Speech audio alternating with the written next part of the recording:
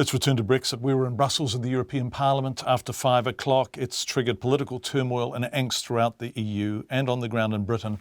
A documented and widely reported rise in racist attacks. The Muslim Council of Britain put together a gallery of 100 hate incidents from social media accounts and called for the Home Secretary to step up security for migrants in the country. Meanwhile, anti-immigration leaflets citing Polish vermin have been posted on cars, and people going about their daily lives have been told to go home, wherever home is.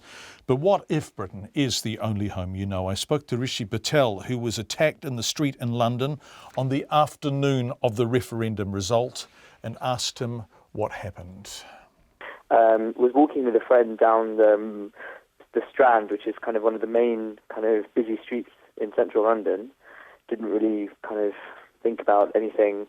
We were just chatting about what had happened and kind of what it meant and how we felt about it.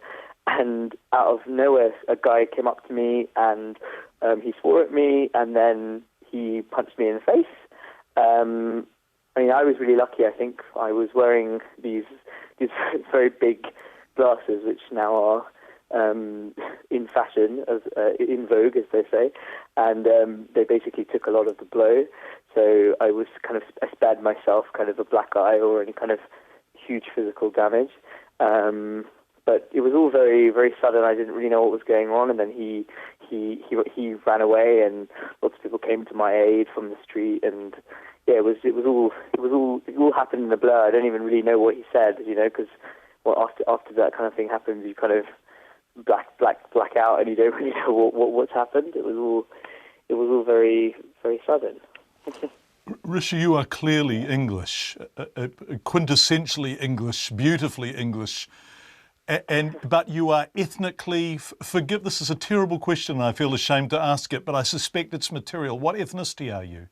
Yeah, so I think it's important to say. So, I'm an Indian person, Indian origin person, I should say. My parents are Indian. They came to the UK in the 70s. And so ethnically I'm Indian, but it's strange, because obviously we're on the radio, so you can't see what I look like, but yeah, I don't think I sound particularly Indian. In fact, I probably sound more English than most English people. You do, and by so circumstance of where I was born and where I grew up, but I think so.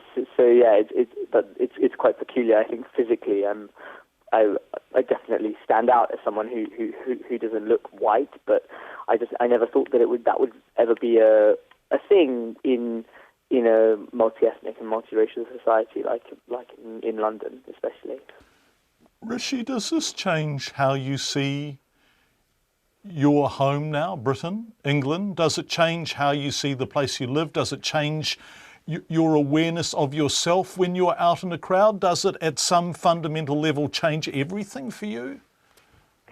I think that was you've made an interesting point in that that was why this vote was particularly important for someone like me. I was very much kind of on the Remain side, for my own reasons and my own beliefs. But at the back of my mind, I was very aware of the climate that was being precipitated by the campaign and what it meant for people that were not visibly from an ethnically white background.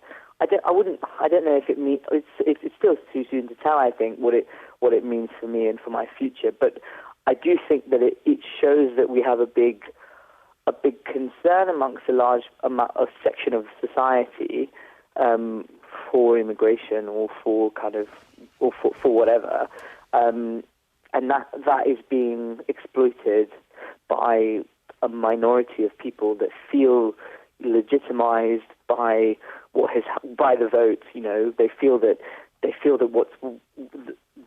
their will is now being answered. And that's what we're seeing in the UK with this, on social media. With these videos, with people being told to go home even though they've never lived anywhere else.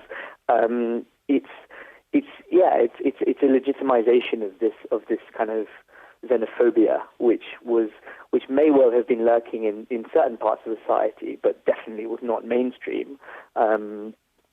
and not acceptable. I mean, to be honest, I don't also think it is acceptable. I think people are really shocked by what's going on, and that's been one thing that has really struck me since this happened, and since I kind of started speaking out a bit more and spoke to other people to whom this has happened, is that lots of people have come to me and said, look, we're really sorry that this has happened to you. And I'm not looking for pity or for any kind of anything like that. It's more just to kind of identify that this could happen to me, but I'm fine and I can deal with it, but I don't want it to happen to other people. So I think it's important to address.